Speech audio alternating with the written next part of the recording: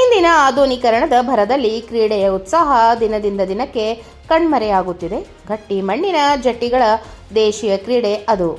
ಆದರೆ ಅದೇ ಕ್ರೀಡೆಯನ್ನು ರಾಷ್ಟ್ರೀಯ ಅಂತಾರಾಷ್ಟ್ರೀಯ ಮಟ್ಟದಲ್ಲಿ ಬೆಳೆಸಲು ಒಬ್ಬ ವ್ಯಕ್ತಿ ಪಣ ತೊಟ್ಟು ನಿಂತಿದ್ದು, ಅದರಂತೆ ಇಂದು ದೇಶವೇ ತಿರುಗು ನೋಡುವ ಹಾಗೆ ಆ ಕ್ರೀಡೆಯನ್ನು ಹಬ್ಬವನ್ನಾಗಿ ಆಚರಿಸಲು ಸಜ್ಜಾಗಿ ನಿಂತಿದ್ದಾರೆ. ಅದಕ್ಕೂ ಯಾವುದು ಆ ಕ್ರೀಡೆ, ಎಲ್ಲಿ ನಡೆಯುತ್ತಿದೆ, ಸಿದ್ಧತೆ ಹೇಗೆ ನಡೆದಿದೆ ಎಂಬ ಇತ್ಯಾದಿ ಮಾಹಿತಿಯನ್ನು ಈ ಸ್ಟೋರಿಯಲ್ಲಿ ನೋಡಿಕೊಂಡು ಬನ್ನಿ. ಉತ್ತರ ಕನ್ನಡ ಜಿಲ್ಲೆಯ ತಾಲೂಕಿನ ಹಳ್ಯಾಳದಲ್ಲಿ ಸಜ್ಜಾಗುತ್ತಿದೆ ಕುಸ್ತಿ ಅಖಾಡ. ಜನವರಿ 18ರಂದು ಹಳ್ಯಾಳದಲ್ಲಿ ನಡೆಯಲಿದೆ ಕುಸ್ತಿ ಹಬ್ಬ. ಕುಸ್ತಿ ಅಖಾಡದಲ್ಲಿ ಭಾಗವಹಿಸಲಿದ್ದಾರೆ ರಾಷ್ಟ್ರೀಯ ಅಂತಾರಾಷ್ಟ್ರೀಯ ಮಟ್ಟದ ಪೈಲ್ವಾನರು.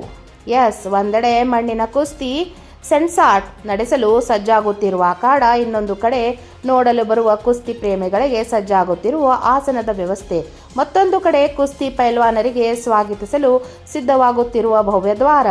ಈ ಎಲ್ಲ ದೃಶ್ಯಗಳು ಕಂಡುಬಂದಿದ್ದು ಉತ್ತರ ಕನ್ನಡ ಜಿಲ್ಲೆಯ ಹಳೆಯಾಳ ಪಟ್ಟಣದ ಎಪಿಎಂಸಿ ಎದುರಿನ ಯಲ್ಲಪ್ಪ ನಾರಾಯಣ್ ನಾಕೋಜಿ ಅವರ ಜಮೀನಿನಲ್ಲಿ.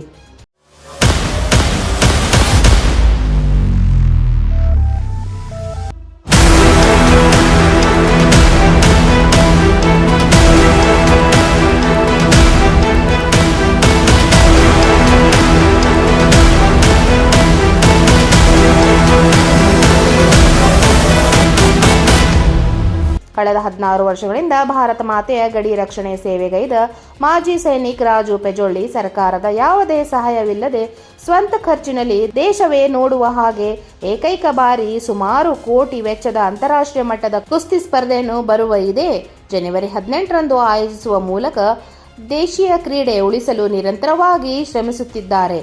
ಈಗಾಗಲೇ ಕಳೆದ 1.5 ತಿಂಗಳಿಂದ ಅಖಾಡ ಸಿದ್ಧತೆಯ ಕಾರ್ಯ ರಾಜು ಮಾರುತಿ ಪೆಜೊಳ್ಳಿ ಸ್ನೇಹಜೀವಿ ಬಳಗದ ಸದಸ್ಯರಿಂದ ನಡೆದಿದೆ. ಇರಾನ್, ನೇಪಾಳ ಸೇರಿದಂತೆ ವಿವಿಧ ರಾಷ್ಟ್ರಗಳ ಕುಸ್ತಿಪಟುಗಳು ಸೇರಿದಂತೆ ರಾಷ್ಟ್ರಮಟ್ಟದ ಕುಸ್ತಿ ಪೈಲ್ವಾನ್ಗಳು ಭಾಗವಹಿಸಲಿದ್ದಾರೆ.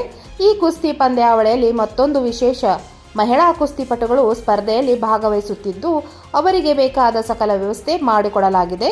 ಮಾಜಿ ಸೈನಿಕ ರಾಜು ಪೆಜೊಳ್ಳಿ ಅವರಿಂದ ದೇಶಿ ಕ್ರೀಡೆ ಉಳಿಸಿ ಬೆಳೆಸುವ ಕಾರ್ಯ, ರಾಷ್ಟ್ರೀಯ ಅಂತಾರಾಷ್ಟ್ರೀಯ ಮಟ್ಟದಲ್ಲಿ ಹೆಸರು ಮಾಡುತ್ತಿದ್ದ ಕುಸ್ತಿ ಅಖಾಡ, ದೇಶಿ ಕ್ರೀಡೆ ಕುಸ್ತಿಯನ್ನು ಬೆಳೆಸಲು ಪಣತೊಟ್ಟ ಮಾಜಿ ಸೈನಿಕ್ ರಾಜು ಪೆಜೊಳ್ಳಿ.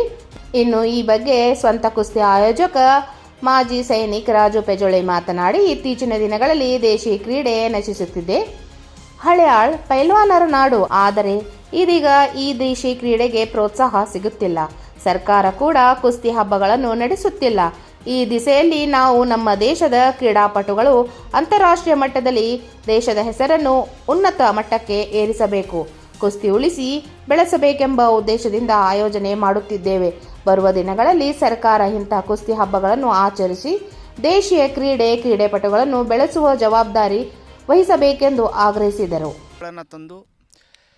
ಒಂದು ಕರ್ನಾಟಕ ಕೇಸರಿ ಆದಂಥ ಕುಸ್ತಿಪಟುಗಳಿಗೆ, ಕರ್ನಾಟಕ ಕುಮಾರದಂಥ ಕುಸ್ತಿಪಟುಗಳಿಗೆ, ಹಿಂದ್ ಕೇಸರಿ ಆದಂಥ ಕುಸ್ತಿಪಟುಗಳಿಗೆ ಥಾರ್ ಗಾಡಿ ಬುಲೆಟ್ಗಳನ್ನು ವೆಹಿಕಲ್ 20ರಿಂದ 30 ವೆಹಿಕಲ್ಗಳನ್ನು ಇಟ್ಟು ಒಂದು ದೇಶ, ಇಡೀ ನಮ್ಮ ದೇಶದಲ್ಲಿ ಇರತಕ್ಕಂಥ ಎಲ್ಲ ರಾಜ್ಯಗಳಿಂದ ಪಂಜಾಬ್ ಕೇಸರಿ, ದಿಲ್ಲಿ ಕೇಸರಿ, ಕರ್ನಾಟಕ ಕೇಸರಿ, ಮಹಾರಾಷ್ಟ್ರ ಕೇಸರಿ ಆದಂಥ ಪೈಲ್ವಾನುಗಳು ಮತ್ತು ನಮ್ಮ ದೇಶದಲ್ಲಿ ಇರತಕ್ಕಂಥ ಎಲ್ಲ ರಾಜ್ಯದ ಅಭಿಮಾನಿಗಳು ನಮ್ಮ ಹಳಿಯಾಳ ತಾಲೂಕಿನ ಮಣ್ಣನ್ನು ನೋಡಲಿಕ್ಕೆ ಬರಬೇಕೆನ್ನತಕ್ಕಂಥ ವಿಷಯವನ್ನು ಇಟ್ಕೊಂಡು 2023-2024ರಲ್ಲಿ ನಾನು ಇಂಥ ಒಂದು ದೊಡ್ಡ ಕಾರ್ಯಕ್ರಮವನ್ನು ಆಯೋಜನೆ ಮಾಡ್ತೀನಿ ಅಂತೇಳಿ ಆಲೋಚನೆ ಮಾಡಿದ್ದೆ. ಆ ವಿಶ್ವಾಸವನ್ನು ನಾನು ಉಳಿಸ್ಕೊಂಡಿದ್ದೇನೆ. ಇವತ್ತು ಈ ಒಂದು ಕಾರ್ಯಕ್ರಮ ಒಂದು ಅಂತಾರಾಷ್ಟ್ರದ ಕಾರ್ಯಕ್ರಮ.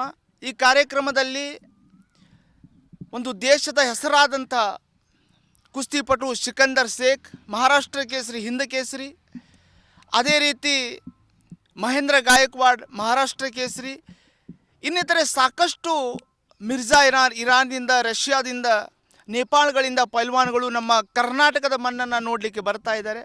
ನಮಗೆ ಬಹಳ ಖುಷಿ ಆಗ್ತಾ ಇದೆ.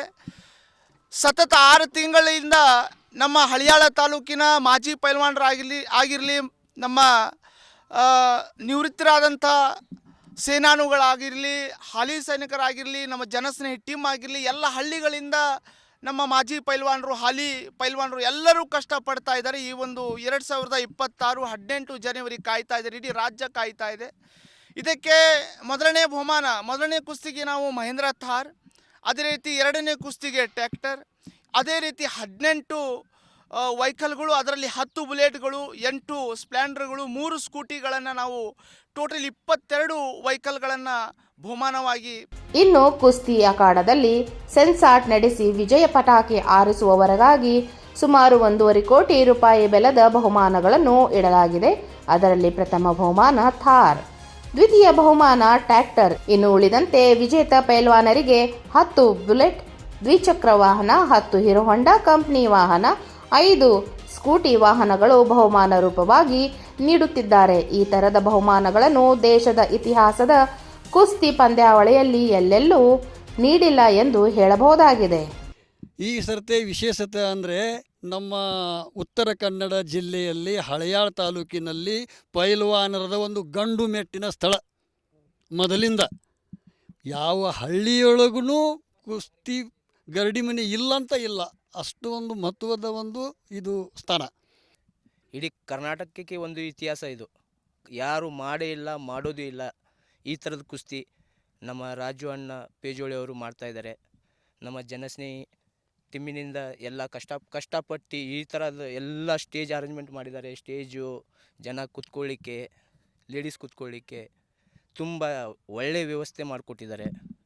ಇದೆ ಆಮೇಲೆ ಅರೇಂಜ್ಮೆಂಟ್ ತುಂಬ ಒಳ್ಳೆ ಅರೇಂಜ್ಮೆಂಟ್ ಮಾಡಿದ್ದಾರೆ ಸರ್. ಎಲ್ಲ ಕೂತ್ಕೊಳ್ಳಿಕ್ಕೆ, ಜನ ಕೂತ್ಕೊಳ್ಳಿಕ್ಕೂ, ಆಮೇಲೆ ಕೂತ್ಕೊಂಡು ರ್ಯಾಕ್ ಮೇಲೆ ಕೂತ್ಕೊಂಡು ನೋಡೋರಿಗೂ ಅವ್ರಿಗೂ ಇದೆ. ಲೇಡೀಸ್ಗೂ ಒಳ್ಳೆಯ ಒಂದು ಇದು ಮಾಡಿಕೊಟ್ಟಿದ್ದಾರೆ, ಕೂತ್ಕೊಳ್ಳಿಕ್ಕೆ ಅವಕಾಶ ಮಾಡಿಕೊಟ್ಟಿದ್ದಾರೆ.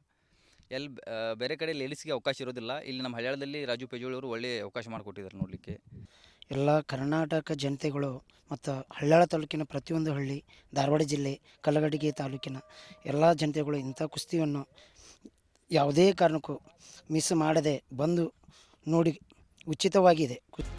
ಈ ಆಧುನಿಕ ಯುಗದಲ್ಲಿ ವಾಟ್ಸಪ್, ಫೇಸ್ಬುಕ್, ಇನ್ಸ್ಟಾ ಸೇರಿದಂತೆ ಸೋಷಿಯಲ್ ಮೀಡಿಯಾದಲ್ಲಿ ಮುಳುಗಿರುವ ಯುವ ಸಮುದಾಯಕ್ಕೆ ದೇಶಿ ಕ್ರೀಡೆ ಕುಸ್ತಿ ಬಗ್ಗೆ ರಾಜು ಪೇಜೋಳಿ ಜಾಗೃತಿ ಮೂಡಿಸುವ ನಿಟ್ಟಿನಲ್ಲಿ ದಿಟ್ಟ ಹೆಜ್ಜೆ ಇಡುತ್ತಿರುವುದು ಉತ್ತರ ಕನ್ನಡ ಜಿಲ್ಲೆಯ ಹಳೆಯಾಳ್, ಧಾರವಾಡ ಸೇರಿದಂತೆ ಇಡೀ ರಾಜ್ಯದ ಕುಸ್ತಿ ಪ್ರೇಮಿಗಳು ಅತ್ಯಂತ ಆತ್ಮೀಯವಾಗಿ ಒಪ್ಪಿಕೊಳ್ಳುವಂತ ಮಾಡಿದೆ.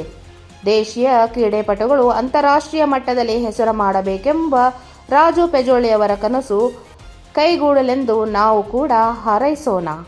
9 ಲೈವ್ ನ್ಯೂಸ್, ಹಳೆಯಾಳ್.